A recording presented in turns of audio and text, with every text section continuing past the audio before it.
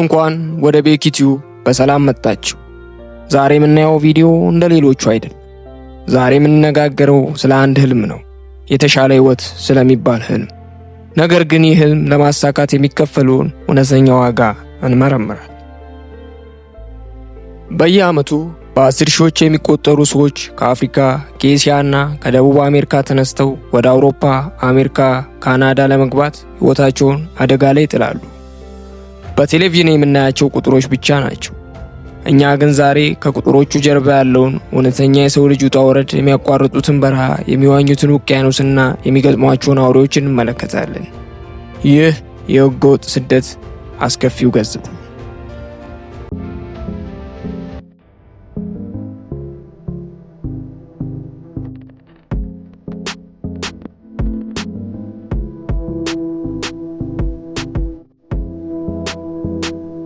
ጉዟችን ከአፍሪካ ይጀምራል። ለብዙዎቹ የመጀመሪያው ፈተና የሳራ በረሃ ነው። ይህ በዓለም ትልቁ በረሃ፣ የተስፋው ምድር፣ ደላሎች እንደሚሉት ሳይሆን የመቃብር ስፍራ ነው። ከዚህ በመቀጠል የምነግራችሁ እውነተኛ ታሪክ ነው። መነሻውም ምዕራብ አፍሪካ። አንድ ወጣት ከሴኔጋል ተነስቶ ሊቢያ ለመድረስ ሞከረ። ደላላው በጭነት መኪና ጀርባ ላይ ከ60 ሰዎች ጋር ጫነው። በመንገድ ላይ መኪናው ተበላሽቶ ቆመ። ደላላው እመለሳለሁ ብሎ ትቷቸው ሄደ። በ3 ቀናት ውስጥ አብረውት ከነበሩት መካከል ብዙዎቹ በውሃ ጥም ሞቱ። እሱ በሕይወት የተረፈው የራሱን ሽንት በመጠጣት ነበር። በረሃውን ካለፉ ገሃነም ገና ተጀመረ ማለት ነው። ሊቢያ ለብዙ ስደተኞች የስቃይ ማዕከል ናት። እዚህ አጋቾች ይገቡባታል። ስደተኞች ተይዘዋል። ቤተሰቦቻቸው ገንዘብ እስኪልኩ ድረስ ይታሰራሉ፣ ይደበደባሉ፣ ሴቶች ይደፈራሉ። ከምስራቅ አፍሪካ የሚነሱ አብዛኞቹ ስደተኞች ከኢትዮጵያ፣ ኤርትራና ሶማሊያ የመጀመሪያ መዳረሻቸው ሱዳን ናት። ብዙዎቹ በህጋዊ መንገድ ወይም በድንበር አቋርጠው ወደ ሱዳን ይገባሉ። ዋና መሰብሰቢያ ከተማቸው ካርቱም ነበረች ከጦርነቱ በፊት። አሁን ግን መንገዶች ሁሉ ተበታትነዋል። እዚህ ላይ የመጀመሪያዎቹ ደላሎች ይመጣሉ። እነዚህ ደላሎች ስደተኞችን ከድንበር አሻግረውና ለዋኖቹ የሳራ በረሃ አጓጉዘው ያስተላልፋሉ። ክፍያ የሚፈጸመው ሐዋላ ተብሎ በሚጠራው ህገወጥ የገንዘብ ዝውውር ነው። ገና ከጅምሩ ስደተኞች በድንበር ጠባቂዎች ወይም በታጠቁ ቡድኖች የመያዝ፣ የመዘረፍና የመደብደብ አደጋ ያጋጥማቸዋል። ጉዞ የሚካሄደው ቶዮታ ሃይሉክስ በሚባል የፒክአፕ መኪናዎች ነው። በአንዲት መኪና ጀርባ ላይ ከ25 እስከ 40 ሰዎች እንደ እንጨት ተቆልለው ይታጎራሉ። ለመቀመጥም ሆነ ለመንቀሳቀስ ቦታ የለም። አሽከርካሪዎቹ ብዙውን ጊዜ ከሱዳን ወይም ከኒጀር የሆኑ ጎሳዎች በረሃውን በደንብ ያውቁታል። ነገር ግን እጅግ በጣም ጨካኞች ናቸው። በከፍተኛ ፍጥነት ይነዳሉ።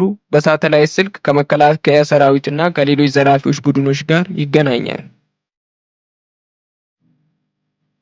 በከፍተኛ ፍጥነት በሚጓዝ መኪና ላይ ሆነው እንቅልፍ ከወሰዳቸው ወይም ሚዛናቸውን ከሳቱ፣ ከወደቁ መኪና አይቆምላቸውም። በበረሃ ውስጥ ብቻቸውን ለሞት ይተዋሉ። ደላሎቹ ቃል የገቡትን ያህል ውሃና ምግብ አይሰጡም። ውሃ ሲያልቅ ሰዎች የራሳቸውን ሽንት ለመጠጣት ይገደዱ ነበር። መኪናው በረሃ ውስጥ ከተበላሸ አሽከርካሪዎቹ ሌላ መኪና ላይ ተጭነው ሲሄዱ፣ ስደተኞቹ ግን እዚያው ለሞት ይዳረጋሉ።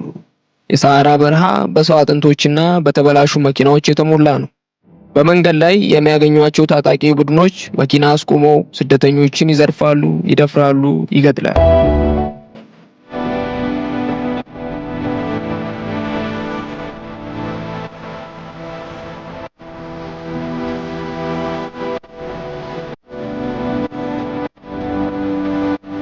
ሊቢያ ስደተኞች የሰው ገሃነም ብለው የሚጠሯት ቦታ ናት። ወደ ሊቢያ የሚገቡበት ዋናው ቦታ ኩፍራ የተባለች የበረሃ ከተማ ናት። ሊቢያ እንደ ሀገር የተበታተነች በመሆኗ በታጠቁ ሚሊሻዎች ትመራለች። ስደተኞችን የሚያመጡት ደላሎች እዚህ እንደደረሱ ለነዚህ ሚሊሻዎች ይሰጧቸዋል። ስደተኞቹ ጌቶ ወይም ኮኔክሽን ሃውስ በሚባል ግዙፍ እስር ቤቶች ውስጥ ይታጎራሉ። እዚህ የሚፈጸሙ ግፎች አጋቾቹ የስደተኞች ቤተሰብ ስልክ እየደወሉ ስደተኛውን በኤሌክትሪክ እያቃጠሉ፣ እየገረፉ ወይም አካሉን እየቆረጡ ጩኸቱን ለቤተሰቦቹ ያሰማሉ። ቤተሰቡ በሺዎች የሚቆጠሩ ዶላር እስኪልክ ድረስ ስቃዩ ይቀጥላል። ገንዘብ መክፈል ያልቻሉ ወንዶች በግንባታ ወይም በእርሻ ላይ በባርነት ይሸጣሉ። ሴቶች ሕፃናትን ጨምሮ በየቀኑ ይደፈራሉ። አንዳንዶቹም ለወሲብ ንግድ ይሸጣሉ። በሚሊሻዎች ካልተያዙ በመንግስት በሚመሩ እስር ቤቶች ሊያዙ ይችላሉ። እነዚህ ቦታዎች በበሽታ በረሃብና በሰብአዊ መብት ጥሰት የተሞሉ ናቸው። ስቃዩን ሁሉ አልፈው ወደ ሊቢያ የባህር ዳርቻ እንደ ዙዋራ ወይም ሳብራታ ያሉ ከተሞች የደረሱ ሰዎች የመጨረሻውንና ገዳዩን ጉዞ ይጀምራሉ። የሚጠቀሙት የጎማ ጀልባዎች ወይም ያረጁ የእንጨት ጀልባዎች ናቸው። እነዚህ ጀልባዎች ውቅያኖስን ለማቋረጥ ፈጽሞ የተሰሩ አይደለም። ለ20 ሰው የተሰራች የጎማ ጀልባ ላይ ከ100 እስከ 150 ሰው ይታጎራል። ጀልባው በቀላሉ በባህር ማዕበል ይመታል። ሞተሩ ይቆማል። በባህር ላይ ለቀናት ሲንሳፈፉ ውሃና ምግብ ያልቃል። በጀልባ ውስጥ ነዳጅ ከባህር ውሃ ጋር ሲደባለቅ ቆዳን የሚያቃጥል አሲድ ይፈጥራል። ሰዎች በዚህ ቃጠሎ በስቃይ ይሞታሉ።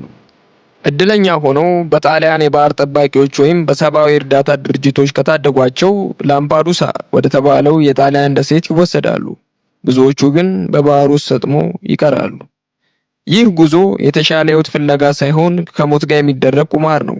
አውሬዎቹ በጫካ ውስጥ ያሉ አንበሶች ሳይሆኑ በበረሃ ውስጥ ያሉ ደላሎችና በሊቢያ ያሉ አጋቾች ናቸው። እነዚህ አዘዋዋሪዎች በሰው ልጆች ስቃይ ላይ የተመሰረተ የቢሊዮን ዶላር ንግድ ይሰራሉ። በምስራቅ አፍሪካ የሚነሳው እያንዳንዱ ስደተኛ ይህንን እውነት ማወቅ አለበት። የተስፋው ዋጋ ብዙ ጊዜ ሕይወት ነው።